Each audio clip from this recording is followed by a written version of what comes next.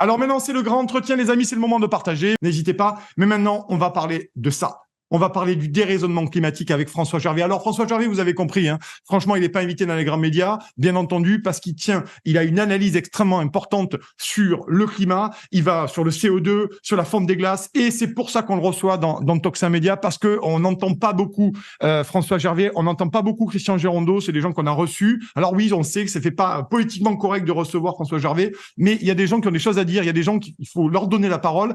Et c'est pour ça que ce matin, j'ai choisi de parler du climat, mais vraiment autrement, et surtout le grand déni énergétique. Vous allez voir, c'est passionnant ce que dit François Gervais. Et lisez ce livre, c'est chez Très Bonne Édition, L'artilleur, le toucan, la très très bonne maison d'édition de Damien Serriex. Et immédiatement, on passe à ce grand interview, et je compte sur vous pour partager. Il faut remonter énormément et liker. Allez, c'est parti pour le grand entretien.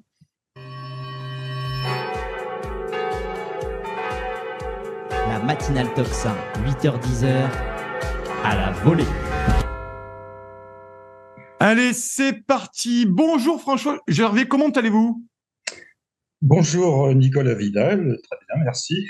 Bon, mais merci en tout cas d'avoir accepté mon invitation, parce que ce livre est absolument passionnant, parce qu'en fait, il nous oblige à réfléchir et bien souvent à avoir un point de vue très contradictoire sur le climat, sur le CO2, sur toute une série de choses dont on nous rabâche les oreilles en permanence dans une veine qui est pas la vôtre, François Gervais. Je vous présente parce que vous n'êtes pas n'importe qui, hein. Vous êtes quand même un spécialiste, vous êtes notamment physicien, professeur émérite de l'université de Tours, et surtout, expert des rapports AR5 et AR6 du GIEC. Donc, on peut pas vous accuser à un moment donné de frayer avec le complotisme, me semble-t-il, François Gervais. Et ce livre-là, il mérite, c'est un livre il faut le lire absolument, hein. Franchement, il faut le lire. J'ai une première question, et j'en ai plein, et on a du temps ensemble, c'est pour ça que nous sommes sur Toxin et que je vous invite pour ce grand entretien. Première chose, le terme même du dérèglement. Vous dites finalement que cela supposerait un règlement, notamment le climat. Qu'est-ce que vous pouvez nous en dire de ce dérèglement climatique ?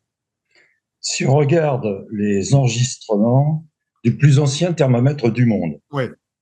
Le thermomètre a été inventé il y a 360 ans, et le premier thermomètre, qui s'appelle Central England, comme son nom l'indique, se trouve en Angleterre, et il enregistre la température à cet endroit-là depuis donc 360 ans.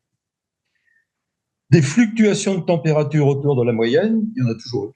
Il n'y en a pas plus maintenant qu'il y en avait avant, donc on serait bien en peine de trouver un règlement. Oui. Et il est vrai que la température moyenne est montée depuis 360 ans. Pour une raison très simple, c'est qu'à l'époque, on a inventé le thermomètre, on a inventé le baromètre, très important. La météo, c'est d'abord le baromètre. Et on a inventé la lunette de Galilée. Et la lunette de Galilée a permis de voir que il y a 360 ans, et sur une plage d'une cinquantaine d'années, il n'y avait plus de taches solaires. Et donc, il a fait plus froid. Et depuis, ça s'est lentement réchauffé. Donc voilà, on serait bien en peine de trouver un règlement, et pas plus qu'un dérèglement d'ailleurs. Et oui, c'est pour ça que c'est bien de remettre les bases et de remettre les choses à leur place là-dessus. Bon, cette interview elle pourrait durer 3 heures concrètement, mais on a que 40 minutes et on va rentrer dans le vif du sujet. Le CO2. Alors, je lis des choses, mais chez vous, totalement hallucinantes. Bien entendu, sur le CO2, c'est extrêmement intéressant et j'ai envie de vous poser la question. Pourquoi le CO2 est devenu le grand méchant loup, finalement, des climatologues, certains climatologues, de l'ONU notamment et du GIEC? Pourquoi ce CO2 est le grand méchant loup alors qu'il ne devrait pas l'être, selon vous, hein? Contraire. Faudrait poser la question à ceux qui crient au loup. Hein. Ouais. Moi, je me contente simplement de faire mon boulot de physicien, c'est-à-dire d'observer les données, toutes les données. Et en matière de climat, le climat est défini par la température moyenne de la Terre sur 30 ans. C'est pas la canicule de 2-3 jours, ou des températures en dessous des moyennes de saison sur 2-3 jours. D'autant plus que, en général, on ne considère que celles qui sont en France, ce qui est logique puisque c'est là que nous habitons, évidemment. Mais si la France, ça représente 1/1000 de la superficie de notre planète. Ouais. Donc, si on regarde sur l'ensemble de la planète, il n'y a pas de... Ça peut être plus froid à un endroit, plus chaud à un autre, momentanément. Ça va, ça vient.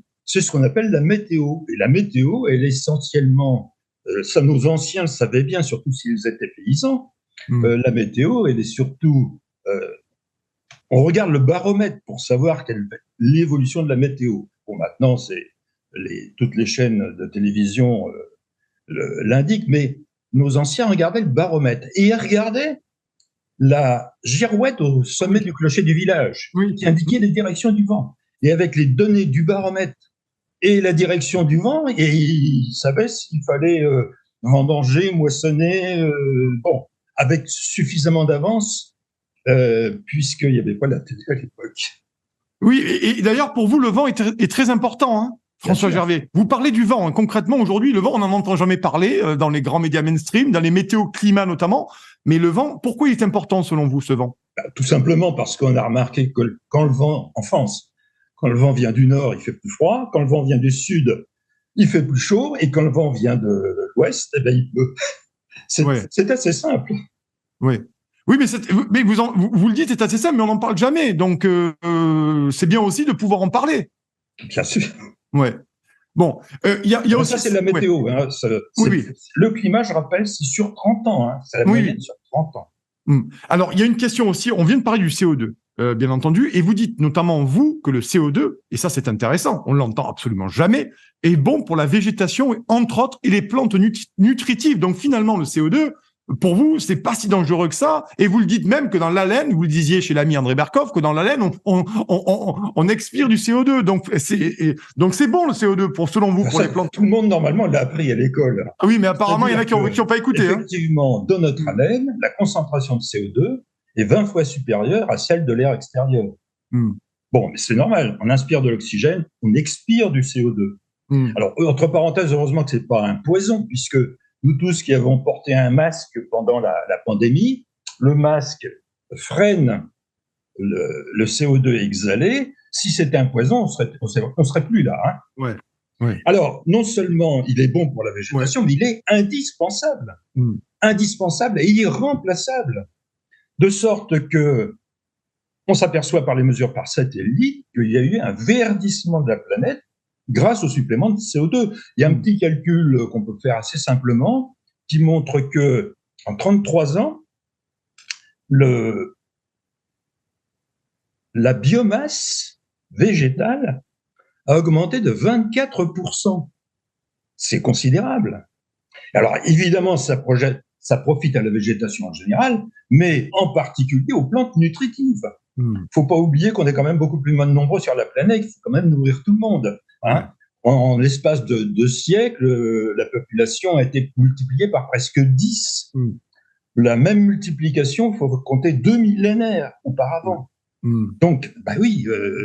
Alors, entre parenthèses, cette augmentation de la population, c'est grâce à l'énergie bon marché que on utilise tous depuis le milieu du 19e siècle. Ça a permis une explosion de l'économie qui a permis justement que la population augmente. Ouais, ça c'est intéressant et je voudrais qu'on en parle après de ça parce que finalement il y a quand même pas mal de théories là-dessus et d'ailleurs Christian Girondeau défend la même argumentation que vous. D'ailleurs, je vous invite aussi à oui, on se complète tout à fait. D'ailleurs, on échange pas souvent. Hein. Oui, j'imagine que oui, François Gervais, Christian Girondeau, voilà. Donc François Gervais, bien entendu. Ce livre-là, courez chez votre libraire l'acheter. Hein. C'est vraiment un livre très intéressant. Et en plus, intellectuellement, ça permet de me comprendre et d'avoir une argumentation qui est intéressante et de pouvoir aussi contre-argumenter. Sur le CO2 aussi, vous dites que finalement, le CO2 ne reste pas totalement, 44% de nos émissions de CO2 ne restent pas dans l'atmosphère. Comment ça se passe, le CO2? Parce qu'on nous dit c'est un gaz à effet de serre et c'est terrible parce qu'on va tous mourir grillés sur les plages. Comment ça se passe, François Gervais, cette histoire de CO2? Car ce 44%, c'est pas moi qui le dis, c'est le dernier rapport du GIEC, tout simplement. Hein. Le groupe d'experts intergouvernemental sur l'évolution du climat, le GIEC, c'est dans le paragraphe A.1.1 du résumé à l'attention des décideurs, c'est-à-dire que 56% de nos émissions, je parle bien de nos émissions, profitent à la végétation et également au plancton marin, donc profitent aussi à la chaîne marine. Et il n'y en a que 44% qui restent dans l'atmosphère. De sorte que, si on utilise ce chiffre, et qu'on fait un petit calcul pour la France augmente la concentration de CO2 dans l'atmosphère de 1/20 millième par an. Autrement dit, on va dire qu'il faudrait continuer pendant 20 000 ans pour avoir un impact. Non, mais bon.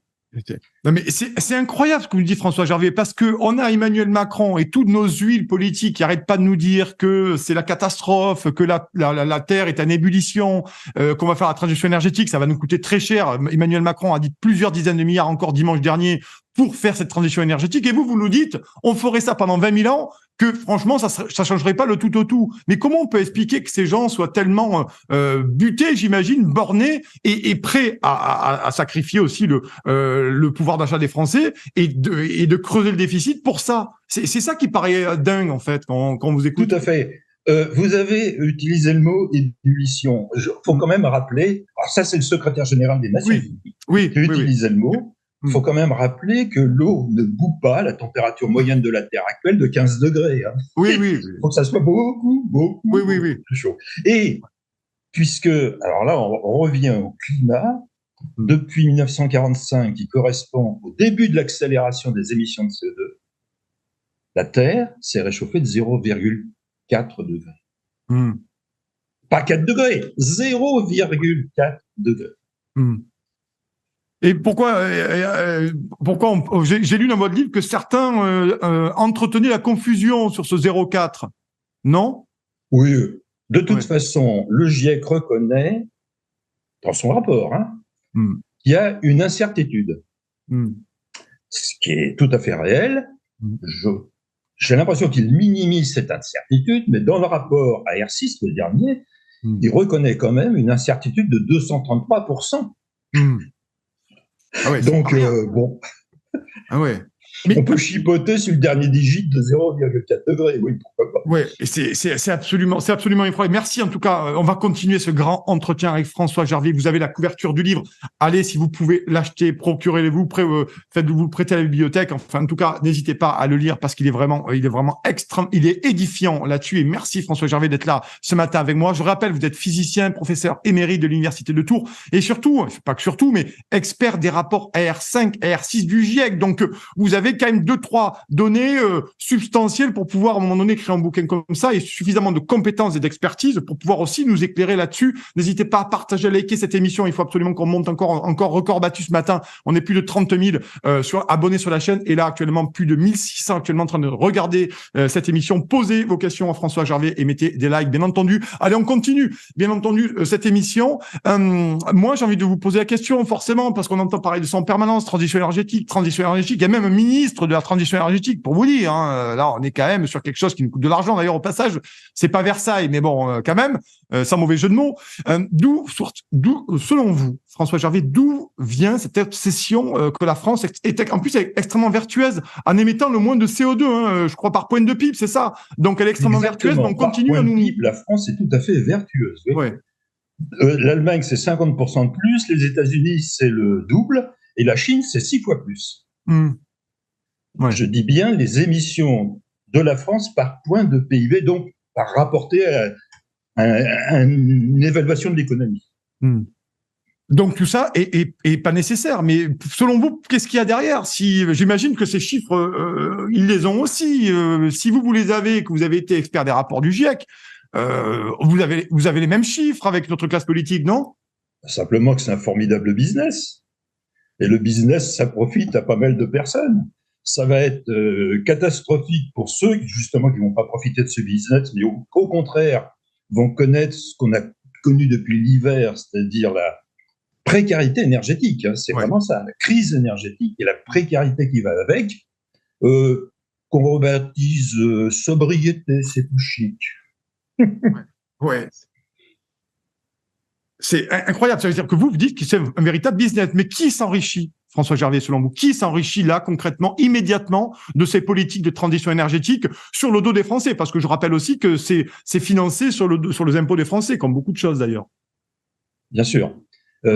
Alors, le rapport Pisani-Ferry, qui est sorti au mois de mai, prévoit pour la France de dépenser 67 milliards par an.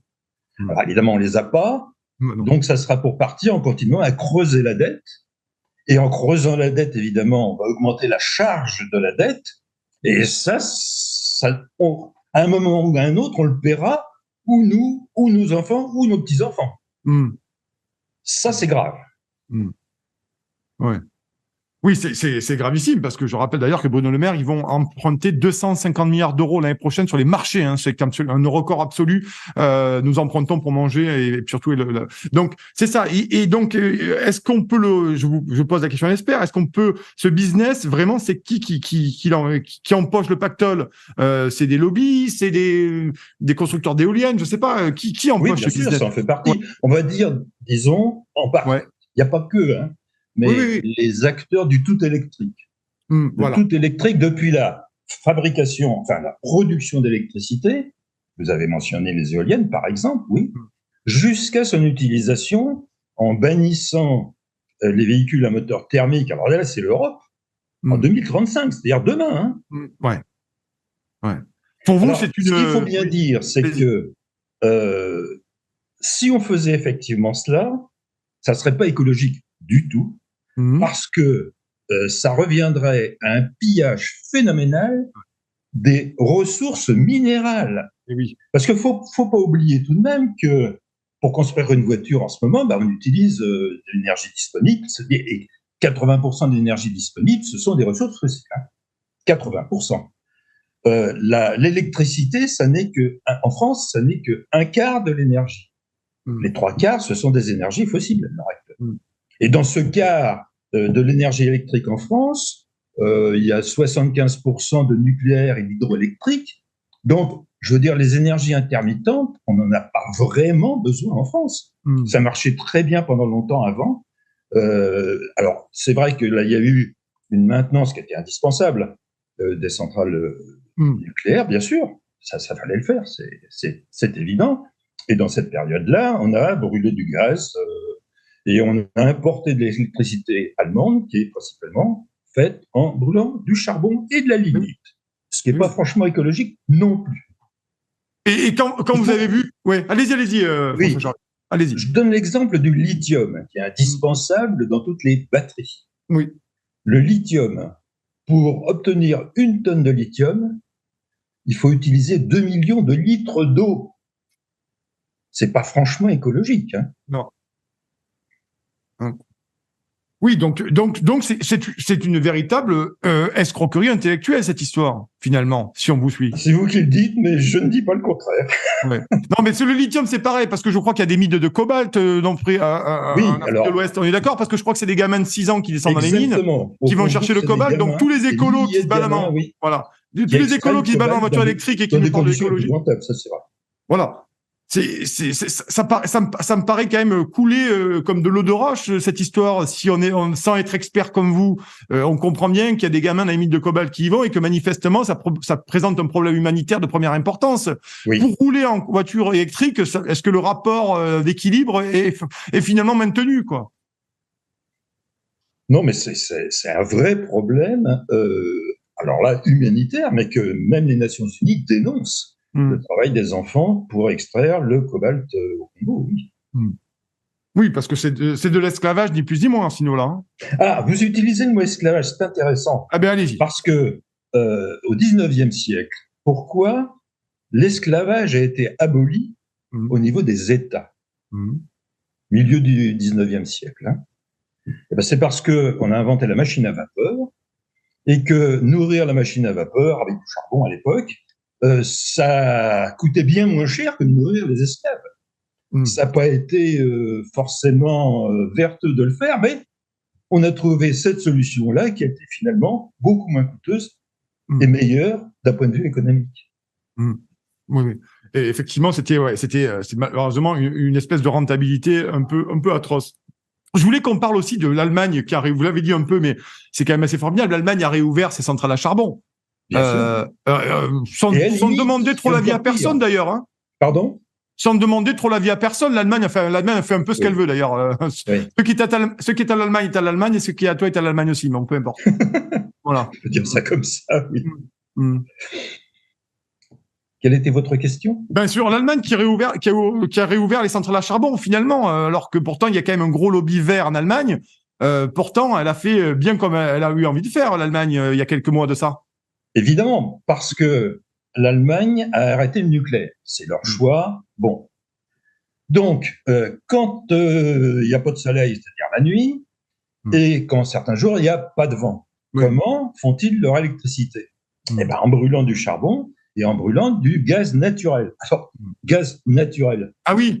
Ça m'amuse parce que les bus que je vois dans l'agglomération de Tours, il y a marqué « Bus éco roule au gaz naturel ». Oui, mais l'adjectif « naturel » qui se trouve derrière, faut pas oublier que le gaz naturel, c'est un gaz à effet de serre. Oui. Donc, c'est complètement contradictoire avec le discours actuel. Oui. Mais ils sont vraiment convaincus de ça, parce que quand vous le dites, vous avez raison, bus au gaz naturel, ils sont vraiment convaincus que finalement, on préserve l'environnement en faisant rouler des bus au gaz naturel. Parce que ça me paraît tomber sous le sens aussi. Je constate. Ouais. Non, mais à croire qu'il y a vraiment une perte de culture en général, et de culture scientifique en particulier. Là, ça devient un peu inquiétant. Franchement, en tant que physicien qui exerce, parce que je suis retraité maintenant, mais je continue bénévolement, ça va faire en tout 55 ans, je suis un peu atterré de voir cette perte, d'autant plus que j'ai milité pendant de nombreuses années dans Centre Sciences, qui est le centre de diffusion de la culture scientifique en région centre. D'accord. Donc, vraiment, je suis atterré de voir cette perte, à quel point ça se manifeste, en particulier sur ce sujet-là. C'est pas le seul, mais en particulier sur ce sujet-là.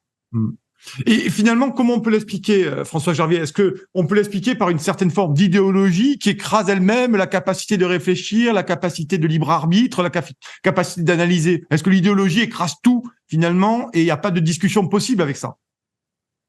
On peut soupçonner l'Organisation des Nations Unies, soupçon, hein, de rêver d'un gouvernement mondial. Et par ce biais-là, ils ont une possibilité d'y arriver. Ce n'est qu'un soupçon. Hein.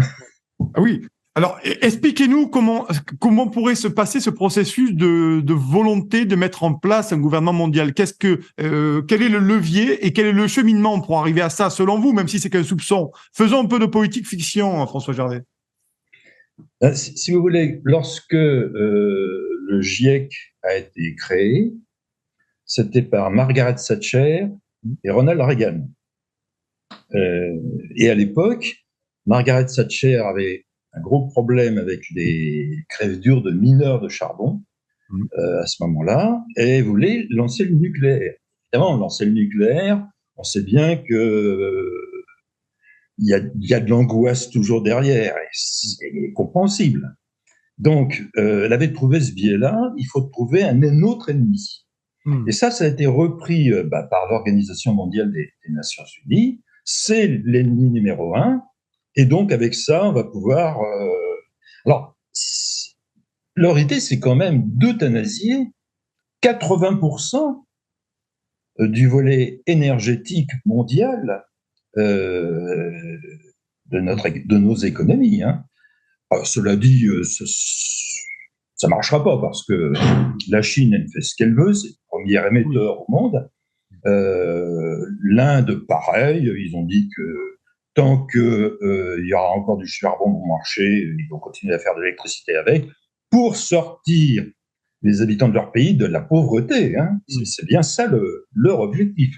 Donc, tant que les émetteurs de 2 tiers ou 3 quarts du CO2 continueront à le faire, ce qu'on fait ailleurs, dans le quart ou le tiers, ça ne servira pas à grand-chose, hein, de toute façon. Oui, c'est assez gaspillé pour rien. Et on va en parler justement de ça, de ces pays comme la Chine et d'ailleurs des énergies fossiles par rapport au gain d'espérance de vie et tout, parce que ça aussi c'est une partie très importante dans votre livre qui est très intéressante et vous montrez aussi pourquoi ces pays-là continuent aux énergies fossiles et ils veulent pas du tout en sortir, bien entendu, parce que... Enfin, en tout cas, pas avant des décennies, oui. Voilà, mais pas avant des décennies, voilà. C'est pour ça qu'on va en parler. Alors merci François Gervier, il nous reste encore 10 grosses minutes d'interview. Merci, vous êtes très nombreux ce matin, très très nombreux plus de 1700. Continuez à liker, mettez des pouces sur la vidéo sur YouTube, continuez à partager un maximum, commentez, posez vos questions et faites un don à Tipeee. Et si vous n'êtes pas abonné à la chaîne, c'est maintenant, vous pouvez vous abonner. N'hésitez pas vraiment à vous abonner à la chaîne parce que vous pouvez nous retrouver du lundi au vendredi de 8h à 10h, bien entendu. Allez, on continue avec François Gervais pour ce livre-là. Vous le voyez, hein, c'est là, voilà, la couverture du livre, pardon. On va continuer là-dessus parce que c'est très intéressant, il y a plein de choses. Je voulais qu'on parle de ça justement par rapport à ces énergies fossiles de ces pays qui ne veulent pas en sortir, parce que vous dites, vous, que finalement, ça a sorti les populations de la pauvreté, ça a augmenté l'espérance de vie et ça permet à des populations de vivre plus dignement, plus correctement. C'est ça aussi le grand enjeu pour ces pays-là qui ne veulent pas en sortir des énergies fossiles. Je prends l'exemple de la Chine parce que c'est frappant. Oui. La Chine, il y a encore 20 ans, la bicyclette était omniprésente. Hein. Oui. Et ils sont devenus le premier marché automobile du monde. Donc, dire ça va augmenter la pollution, bizarrement, en Chine, l'espérance de vie est montée plus vite que dans les pays occidentaux. À l'heure actuelle, la Chine est confrontée à un double problème démographique dans la mesure où elle a beaucoup de personnes âgées, parce que l'espérance de vie a augmenté, tant mieux pour toutes ces personnes, et également, comme elle avait pratiqué la politique de l'enfant unique, elle se retrouve avec un déficit de jeunes, ce qui pose l'ensemble posant un vrai problème démographique. Mais je souligne que l'espérance de vie a augmenté en Chine, bien qu'en l'espace de 20 ans, il soit devenu le premier marché automobile du monde. Et ouais, parce que il y a aussi des véhicules électriques en Chine maintenant. Oui, mais cette corrélation est extrêmement intéressante parce que finalement, on nous dit que la température augmente, qu'on est arrivé à une ébullition, vous l'avez dit tout à l'heure, par le secrétaire général de l'ONU. On nous dit qu'on va parler de la fonte des glaces. On nous dit que les îles sont en train d'être recouvertes par l'eau, par les océans, alors que vous montrez que c'est pas vrai, notamment l'île de Tuvalu et les Maldives, pour ne citer que celle-ci. Donc finalement, il y a, que le niveau de la mer monte, bien entendu. Et par contre, et en contrepartie, vous dites, comme d'ailleurs Christian Girondeau, vous dites que les énergies fossiles dans ces pays émergents a permis de faire reculer la mortalité, la pauvreté, l'espérance de vie. Donc, surtout en Chine. Donc, c'est vrai que là, on se pose la question de savoir jusqu'où va le prétendu mensonge en cours, ou ce grand déni énergétique. Parce que là, on est vraiment dans le cœur de votre livre, François Gervais, le grand déni énergétique. Tout à fait.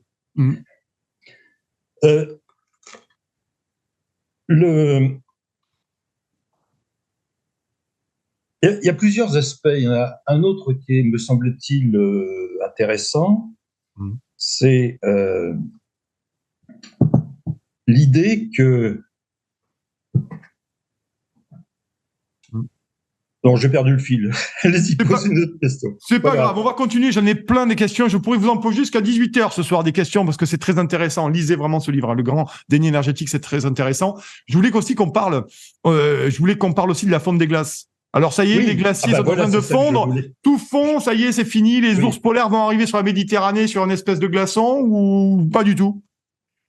Alors, le plus grand glacier du monde, qui comporte 90% de toute la glace mondiale, 90%, c'est la calotte antarctique. Eh ben, elle fond pas. Elle a même un petit peu augmenté. Donc, le plus grand glacier du monde ne fond pas. Mais il est vrai qu'à certains endroits, une des conséquences du fait que le plus ancien thermomètre du monde montre un lent réchauffement, effectivement, depuis 360 ans, oui. Il y a 360 ans, les glaciers avançaient. Depuis la fin de ce qu'on a appelé le minimum de Maunder, période plus froide, ça se réchauffe. Et effectivement, localement, on voit la diminution de certains glaciers. C'est logique. Pour le reste, il y a aussi ce qu'on appelle la température. On a tendance à la considérer comme une augmentation linéaire. C'est pas linéaire du tout. Il y a des cycles. Des cycles qui peuvent avoir une raison astronomique. Bon, c'est encore débattu, c'est controversé, mais enfin, il y a trop de publications là-dessus depuis quelques années pour qu'on ne voit pas un lien quand même quelconque. Quant à la montée des océans, il faut bien voir qu'en matière de climat de la Terre, il y a ce qu'on appelle les cycles de Milankovitch, qui sont des changements de paramètres orbitaux de la Terre, qui font qu'il y a des périodes tous les 100 000 ans à peu près, il y a une période glacée suivie d'une période plus chaude. Nous sommes en ce moment au sommet de la période plus chaude. D'accord. Si on recule 15 000 ans en arrière, c'est une période plus froide. La fonte de toutes les glaces, il y a 15 000 ans, de toutes les glaces, une grande partie des glaces, il y a 15 000 ans, a fait monter le niveau de la mer de 120 mètres. 120 mètres. Ah oui. Alors, il y a un petit résidu, c'est 1 millimètre par an, 2 millimètres, 1 millimètre, 2 millimètres par an. Bon, c'est pas ça qui va inonder Paris de sitôt. Bon, j'habite à 10 km de la, j'habite à 10 km de la mer, donc ça va, je crains rien. Ça va aller. C'est pas besoin de me reculer. Non, c'est bon. Cela dit, il n'empêche qu'il peut y avoir localement, sur certaines côtes, une érosion. Oui. C'est un autre phénomène. Oui, c'est un autre phénomène. Il faut voir que dans la baie du Mont-Saint-Michel, les grandes marées, une grande marée, c'est 15 mètres. Hein. Ah oui. C'est pas 1 millimètre par an. Oui, on est d'accord. Non, mais c'est bien de le préciser et c'est très bien de le préciser. En tout cas, on continue. Il nous reste encore 5 grosses minutes. On va peut-être dépasser un petit peu. Je le dis à la régie, je vais vous retenir 2-3 minutes de plus parce que j'ai encore 3 questions qui me semblent importantes. Moi, je voulais avoir votre avis. François, je vais vous parler de cette inculture finalement à la science notamment. Et moi, j'ai envie de vous entendre notamment sur l'endoctrinement des gamins et des jeunes sur le fameux dérèglement climatique, même des publicités où on voit des gamins faire la leçon à leurs propres parents alors que ils savent même pas encore écrire leur prénom et que quand il faut écrire le verbe être, ils écrivent ça en araméen traditionnel. Donc comment vous voyez-vous finalement cet endoctrinement des plus jeunes sur ce fameux dérèglement climatique et c'est l'écologie à tout prix, quoi. Alors, faut savoir que l'Organisation des Nations Unies a donné une injonction à tout le corps enseignant mondial de dire ce que vous rappelez là. Hein. Ouais. Donc, forcément, ça finit par avoir de l'impact. La deuxième raison, c'est ce petit instrument-là que tout le monde a dans sa poche. Ah oui. Oui. Et les enfants, selon les enquêtes, dès l'âge de 10 ans, ils ont leur smartphone. Et donc, ils ont accès à quantité de informations, entre guillemets, au lieu, finalement, d'aller se plonger dans des bouquins. Donc, je dirais que c'est un phénomène d'image dévoratrice qui joue un rôle. Il n'y a pas que ça. Oui. Ça a quand même des vertus, cet instrument. Mais il y a ça qui joue aussi. Oui. C'est vrai que c'est intéressant, cet endoctrinement notamment. Et j'ai encore 2 questions. Alors moi, je me suis régalé parce que j'ai lu notamment les limitations drastiques à venir pour les citoyens à cette optique. Alors je sais pas si les bobos écolos ont lu votre livre. D'ailleurs, je leur conseille de lire votre livre parce qu'il y a quand même des informations que vous donnez qui sont absolument édifiantes. On lit la division, donc pour cette transition énergétique, chers amis, la division par 3 du flux vidéo consommé, donc plus de Netflix, plus de YouTube.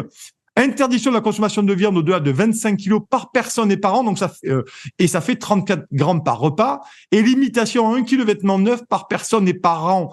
Là, on est sur une modification très profonde de notre mode de vie, et là, c'est plus de la sobriété à ce niveau-là. C'est plus de la sobriété. Là. Il n'y aura pas que la facture et le creusement de la dette. Il y a effectivement les petits gestes pour sauver la planète qui sont demandés. Ce qui ne changera absolument rien, hein, de toute façon. Hein. C'est totalement dérisoire. Hein. C'est que l'interdiction de manger de la viande, par exemple. On peut en parler si vous voulez. Oui. C'est parce que, effectivement, les ruminants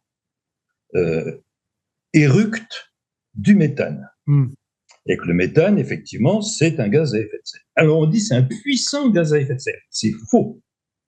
Si on compare le spectre infrarouge du CO2 et du méthane. Alors là, je emploie un langage technique, mais c'est la façon de voir quel est l'impact de l'un et de l'autre en termes de ce qu'on appelle l'effet de serre. Eh bien, à concentration égale, le méthane est beaucoup moins actif que le CO2. Donc ça encore, c'est basé sur quelque chose qui est faux, mais qui est quand même propagé. Et en plus, là encore, ça servira à rien parce que quand, selon la FAO, il y a 450 000 animaux de trait dans le monde qui servent aux paysans les plus pauvres de la planète. Hein.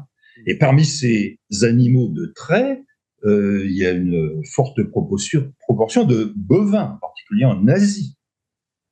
Donc, de toute façon, on ne va pas euthanasier tous les animaux de trait du monde.